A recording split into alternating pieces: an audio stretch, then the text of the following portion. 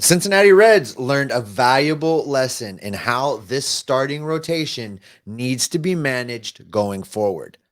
We'll tell you what that is on this opening day edition of Locked On Reds right now.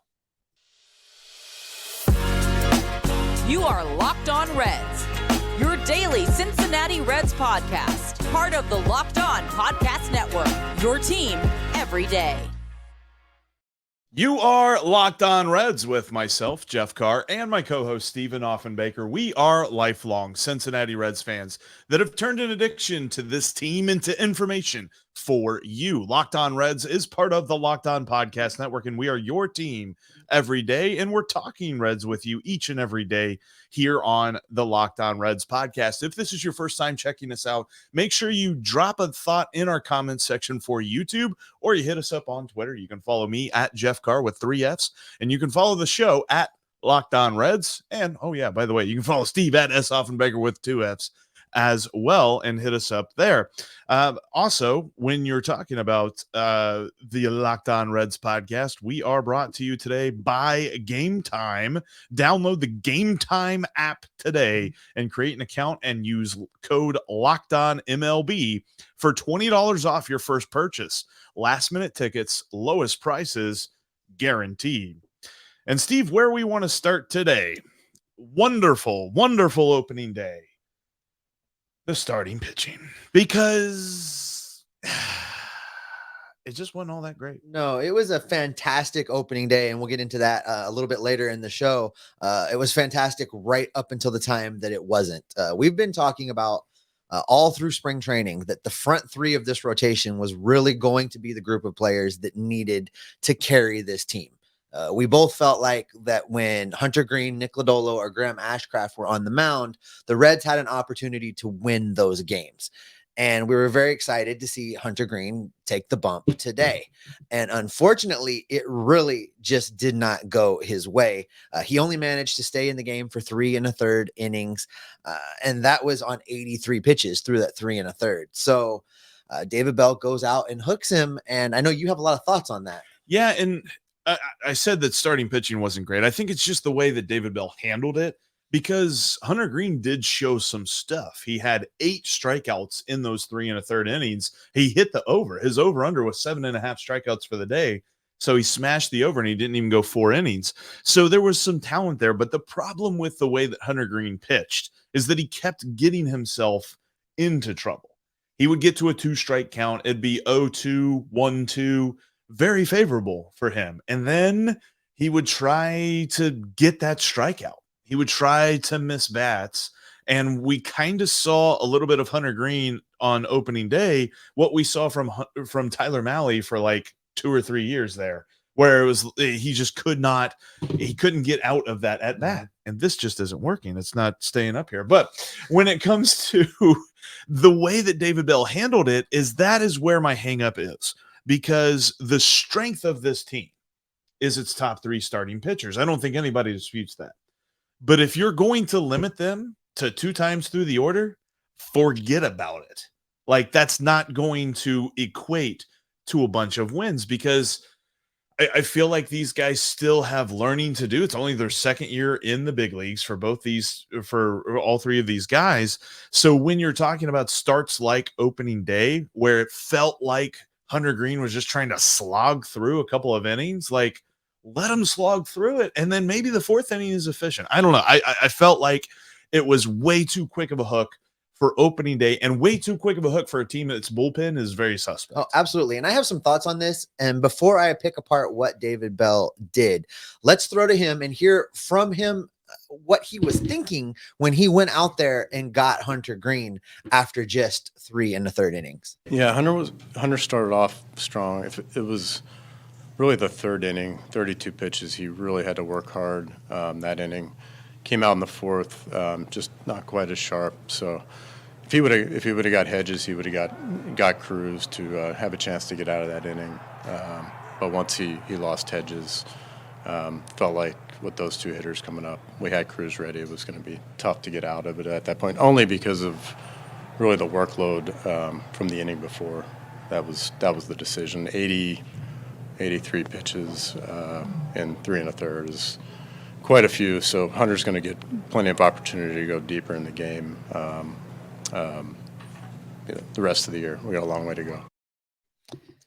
Here's the thing, Jeff. And by the way, it's so different being in the same room with you Yes. doing this. It's very weird. No worries about Wi-Fi. Right. Here's the thing. There was nobody that David Bell was going to use. There was nobody in the Reds bullpen that was going to pitch in that moment that is better than Hunter Greene, who's not having a good game. Bad Hunter Greene is still better than anybody else they were going to bring into the game right 100%. then. So for David Bell to tout bringing in Cruz, who was ready to go, well, how did that work out for him? It worked out very poorly because he walked everybody. The Pirates scored 3 runs there in that 4th inning, and they never got a hit. It was walks and a wild pitch brought the 3 runs in for the Pirates. And I think the biggest thing for me is that this is a year, and the Reds have already said this. They've said it in so many words, by setting Tyler Stevenson up to not catch every day and things like that, where they're like, we're not expecting to be we're expecting to be interesting, but we're not like going for it here. So there's an element of let's figure out what we've got. And I think that there are probably 2 schools of thought on this. In that opening day, you don't want your ace to go out there and throw 100 pitches if he's only going to get through 4 innings. But then there's also the other school of thought of Hunter Greene talked about after the game. He wasn't tired. Like he wasn't to the point where he felt fatigue from that start. And I understand. And David Bell said he struggled through a couple of innings, but sometimes that's what you do. There's plenty of veteran pitchers out there that have those 30 innings or 30 pitch innings followed by 25 pitch innings, and then they settle down. Give Hunter Greene a chance to settle down and figure it out. I felt like he wasn't given that opportunity. No, and I recognize that we're talking about the first start of the season, game 1, opening day. Right. But Hunter Greene still should have been able to go out there and throw 100 pitches. Yeah. He should have been able to hit the 100 pitch mark. And if that was only 4 innings, so be it. But David Bell should have squeezed every pitch out of him that he could have reasonably squeezed out of him. And he didn't do that. And we get into this bullpen. And here, I'll give you a clue that will tell you everything you need to know about the Reds bullpen today. Mm-hmm. The best pitching performance on the day out of the Reds bullpen came from Derek Law. I was going to say, I just remembering what I saw, it looked like it was Derek Law. It was Derek Law. He pitched over an inning. He didn't allow anybody to score. He didn't walk anybody. And that's really all you can say, because the Reds as a whole, Hunter Greene had a couple of walks as well, but as a whole, the Reds gave up 9 free passes. You cannot, you can't start out an inning by giving the opponent a base runner already before they even get going. That's just, you're not going to win that way. And people want to talk about, the pitch clock violation that Hunter Greene had whenever he gave up the home run to Elnio Cruz. I almost feel like that was almost inconsequential, because I feel like we've seen Hunter Greene work through weird things like that. I just think that there was this weird quick hook, and that has to be part of his growth and maturing process. Right. David Bell has to leave him in games to learn how to fight through adversity, to learn how to battle back when a game gets away from him. This was a prime opportunity for Hunter Greene to dig deep after a mound visit and kind of try and refocus. And David Bell just simply didn't give him that opportunity. Because what happens next time if he's going through something like this, and maybe he does need to be pulled, but David Bell in the back of his mind is like, well, I don't know. On opening day, I was a little quick with that hook. Maybe I shouldn't be so quick this time. I thought that was a weird management decision by David Bell. But something else that was weird about this game was the way that the lineup performed, because the year of Steer is here. Oh boy. But it's just, no one else really helped him out. We're going to explain why coming up next. Before we get into that, though, I want to tell you about Gametime. Gametime is an amazing app when you're trying to get to the ball game, when you're talking about tickets, finding the lowest prices, and if it's a last second thing, like say you just rolled down to the ballpark and you're like, man, I don't have any tickets for today. Check out the Gametime app. They absolutely have a beautiful setup that will show you the all-in pricing, shows you all the fees and taxes and all of that stuff up top, so that you don't see some price and you say, oh, hey, that looks like a nice price. And then you click on it and all the fees add like twice the price to it. Gametime does a fantastic job no matter where you want to sit at Great American Ballpark. I use it all the time. If somebody asks me what's the best way to get tickets whenever they want to go to a game last minute, I'm telling them to use Gametime. Yeah, I get a lot of use out of this app too. I mean, me dropping into cities on the random, right? I just look for whatever events going on, and this app helps. I don't have to scramble. I don't have to pay the fees. I can kind of slide in at the last minute and get it to shows. It's not just sports, concerts, theater, any comedy, anything that's going on in town. You can get your tickets right there. Plus, there's the Game Time Guarantee, and the Game Time Guarantee means you always get the best price. If you find tickets in the same section and row for less, Game Time will credit you 110% of the difference. That is one heck of a guarantee. Terms do apply. Again, create an account today and redeem the code LOCKEDONMLB to get $20 off your first purchase. Download Game Time today. Last minute tickets, lowest price, guaranteed. Coming up on Monday, Steve, what will we learn after the first series of the season? I think I know a lot of people think they know what they know about some of the guys in this lineup after the first game of the season. But, we're going to parse through that on Monday. So don't miss our Monday episode. But speaking of what people already know, let's talk about the hitting. Because I know one thing. The year of Steer is here, baby. That was a beautiful shot by Spencer Steer to get out into left center field. Absolutely amazing home run for him. He had a fantastic opening. Well, clearly Spencer Steer heard your Rookie of the Year clamoring going on, and he came out of the gate hot. He's ready to go. Besides the homer, he continued to get on base throughout the game. He looked comfortable playing third base. He looked plate discipline. He looked like he belonged. He did not look like a rookie trying to figure it out, which is the most exciting part of it for me. For him to go out there and play like that, in front of the largest crowd in the regular season history of Great American Ballpark, that's a big deal. And I'm just glad to see it. Yeah. And he's not the only one. On top of the game that Spencer Steer brought forth, Jonathan India, who you have been touting when you're not trying to trade him, he came out and delivered as well. He went 2 for 4. He was on base. He was, doubling and running and hustling, and he looked great. He looked like the Jonathan India of 2 seasons ago. And what do you remember about him in the field today? No errors. Exactly. There was nothing to think about because he did fine. I think, especially for a guy like Jonathan India, not talking about his fielding is a good thing and focusing on his hitting. He looked phenomenal at the plate. On the base paths. There were a couple of times that he had a stolen base or something like that was wiped away by a foul ball or wiped away by ball 4 because, as much as the Reds pitchers had problems walking people, so did the Pirates too. But when I saw Spencer Steer out there, I did have one thought about this because I thought he was too low in the lineup. I don't necessarily know that I would have put him second, but I kind of thought that he would slot in around the 5 or 6 spot. Did this hit you like a bad lineup? I looked at the lineup 2 or 3 times when it finally came out, and it was kind of a head scratcher for me. And I was ready to talk smack about Vossler, and I actually tweeted it for everybody that was following me on the game yesterday. 10 seconds after I hit the send button, Vossler hits that rip down the right field line and ties the game, and it was great. Yeah, but. I really questioned this lineup when it came out. Nothing like the Reds turning in their assignment right under the gun. I mean, it was 4 hours before game time. We finally found out the rosters. We finally found out the lineup.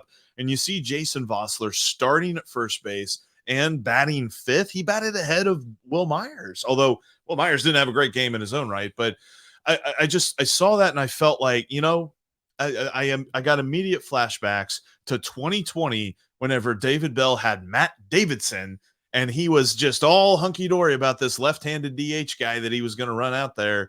And, kudos to Jason Vossler, though, because he actually delivered. He had a that beautiful triple, multiple RBI game. So that was fun to see. But, no, I was with you. I thought this lineup was a lot rough around the edges. Now, I know also you've been hearing from your friends and people are tweeting at you, and I'm getting the same stuff.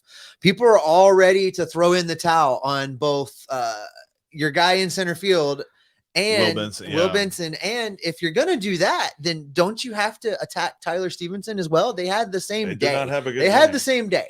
Yeah, I mean, and Stevenson gets credited with that hit. I think it probably should have been an error, but hey, at least we get a little hometown cooking our way. Will Benson with the golden sombrero. Look, if you're ready to jump off the bandwagon for anybody after one game, I have 161 other games to show you. Like, what are we going to do if he has a day where he hits a home run and maybe gets a double or something like that? Are we going to give him MVP? Like, I feel like we are especially here in this city, with the way that we have watched our sports and the way we have watched our Reds for so long, that whenever something bad happens, we're like, all right, it's done. That's it. That's over. We're good. Like, I mean, people were already hammering me for picking 75 wins when I was hearing a couple of days ago that some people were like in the 80s, and they're just like, people aren't being optimistic enough about this team. And I'm just like, hi, yeah, got killed in January when I said 75 wins. I'm still saying 75 wins after they lost on opening day. No, I don't know if you saw the odds on FanDuel for the over-under at 65.5, but just before game time today, it had taken a swing. A lot of people were taking the over, and the odds changed a little bit. So I think a lot of people got on board based on what they saw. Did the lineup struggle? It did. The Reds struck out 15 times in this game, and a lot of that was your boy Will Benson. I mean, a lot of it was. But I have to feel like he probably was pressing. He probably was nervous.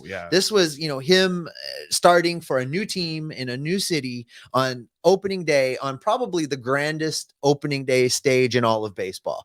So let's wait and see how he does in game 2 before we're ready to bench him and call the whole situation a bust. I think that, part of sports today and part of watching baseball today is people try to look at it through the same lens that you watch the NBA, or through the same lens that you watch the NFL, where one game can break a whole season, where, one poor performance can mean that you're going to the bench for a while. That's not how baseball works. And that's not how it's ever going to work. People are going to have peaks. They're going to have valleys, to quote one of our friends in the front office. And we're going to eliminate those. We're going to eliminate them.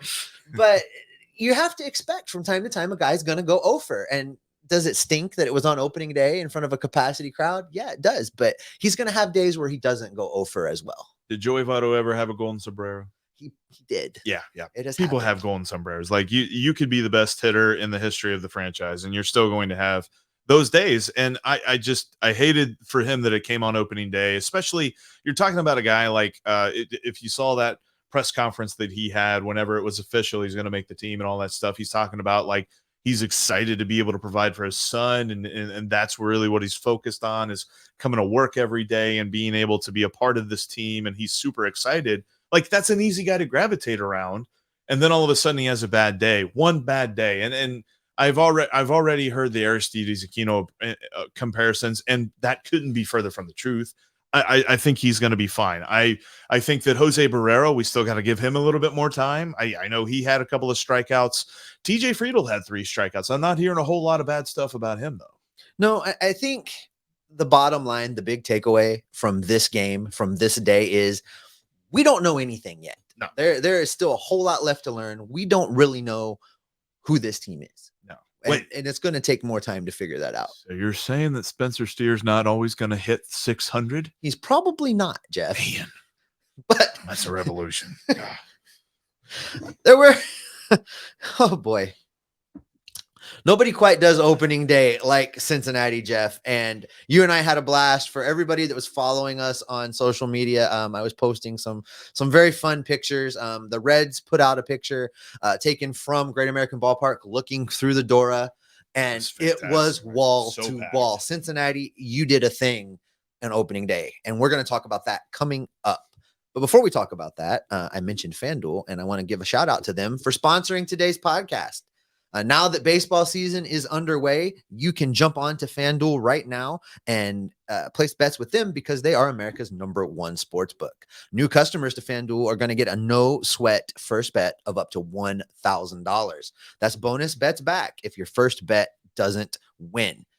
Even if you missed out on jumping in on the over under on win totals, or if you didn't take a flyer on the Reds winning 80 games in a season. Hope you took the over on the total score today. You hope you did, because I did hit on Hunter Greene with the 8 strikeouts. I got that one. So I broke even today because I didn't hit on anything else. But with FanDuel, there's lots of bets that you can make day-to-day action. So don't miss a chance to get your no sweat first bet of up to $1,000 in bonus bets back if your first bet doesn't hit. All you got to do is head to FanDuel.com/locked on. That's FanDuel.com/locked on to learn more, because you can make every moment more with FanDuel, the official sportsbook of Locked On. And sports betting being legal here in Ohio, I'm excited to be in town, Jeff. I fired up the FanDuel app as soon as I got out of Kentucky into Cincinnati, let me tell you. And now doing that, you got to download the Locked On Bets daily podcast. They're going to help you with your picks. They're going to give you top-notch analysis, and it's available wherever you get your podcasts, just like Locked On Reds. All right, Jeff. Opening day, Cincinnati did a thing. I got to tell you, it was so nice to see the resurgence of opening day. You know, this is the first real opening day since 2019. No lockout, no lockdown, no COVID precautions in place. And downtown Cincinnati was going off. Oh man. And you couldn't walk through the banks. There were so many people down there, whether you're talking about right there in the middle of the banks, around the park, on the other side of Great American Ballpark. There were so many people. And then especially once you got into the ballpark and you got on the concourse, like I understood. And, you know, I think it's easy to poo-poo anything you see about the game after you see that the Reds lost. But when I saw that the attendance was a record, that made sense. Because if you went anywhere, if you went to a concession stand, if you went to a bathroom, you're waiting for a lot of people to do their thing and get out of the way. You know, I said at the time, talking to some of the people sitting around me, I haven't seen Great American Ballpark look like that since the All-Star game in 2015. That's probably the last time I've seen the park look like that. Everybody that's a longtime listener to the show knows how you and I like to baseball at Great American Ballpark. We couldn't get near the bow tie bar. We couldn't walk around. I, at one point, tried to walk over to the Valley Sports stage to see the pregame show. That wasn't happening. I took 10 steps that direction and had to turn around and come back. My point is this. It was really great to see Great American Ballpark busting at the seams. We haven't got to see that enough in the history of this ballpark. And I think that in the long run, this is game one of 162 games. But that is why I really thought this day kind of bummed me out a little bit. Opening day never bums you out. It's just the result of the game bummed me out. Opening day itself is one of the best days of the year, probably better than Christmas, depending on who you ask. I think I'm there. I think it's better than Christmas. But especially in the city of Cincinnati, we do it unlike any other city. And I don't care if the Reds are predicted to lose 100 games or if they're predicted to lose or win 100 games. That is the place to be. But when it came to their performance on the field, I saw people leaving in the 7th inning. I saw people leaving in the 5th inning after they gave up 3 runs in the 4th. And I'm just like, people are ready to jump off any bandwagon whatsoever when it comes to this team. And today really didn't give them much of a reason to stick around, which was the biggest bummer for me. So you're right. And I think this is a good time to remind everybody that this is not the team that's going to be playing in May or June or July. It's not what the team is going to look like in September. There's lots of talent and youth coming. Stick with this team. It's going to be fun and exciting to watch. There's going to be lots of fun things to see out at the ballpark. And I can't wait to go back on Saturday. Yeah, I am all in. I might not be back this weekend just for other reasons. Might be listening to the game on the radio or something like that. But yeah, I'm definitely ready to get back to the ballpark, and it's going to be a great atmosphere. I know that there were a lot of different weird things that always happening on opening day, like running out of different concessions and things like that. I had a buddy go try and find some Skyline nachos and went to one of the concessions places, and they're like, "Yeah, we're out of chips." I was like, "You're out of how did you run out of chips?" Jeff, they ran out of hot dogs. They ran out of hot dogs. I saw that Chick-fil-A was closed after like the 5th. I think they ran out of chicken sandwiches. So, there was so many people there, and it was great to see because it seems like people want to buy in Mhm. to this team. And I think that once they see, and once this team really gets going, which I think is going to be here soon, that they're going to come back and we're going to see more people bought into this team. We're not going to be talking about record low attendances Mhm. if things go the way that I think they will.